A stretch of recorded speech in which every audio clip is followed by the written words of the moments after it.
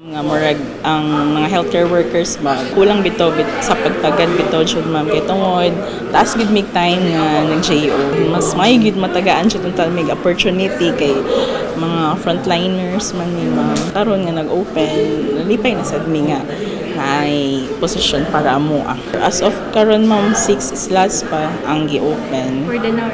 yes ma'am for the now Pila man mo nang apply ma'am? 8 hopeful nga makuha na siya this time yun ma'am. Sa amo agid no, security of tenure. Mao gina siya ma'am. Kay mao dugay-dugay na gyud kayo nga job order ba. So mao gito na amo gipangayo nga among pagpanrabaho na gyud tay security.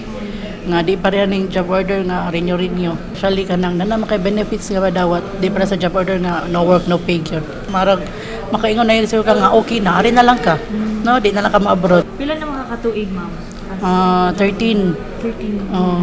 Nga naman ko no ma'am nga naabot man og ping-ani ka dugay nga wala man regular. Sad mi kay ba? Asin sa budget or sa Still made you stay hapon to bisan og job order. Kay gusto mo ko serve gid man. Bahala kung unsay kuan. Basta nay trabaho. Kay natay anak nga pagipakaon.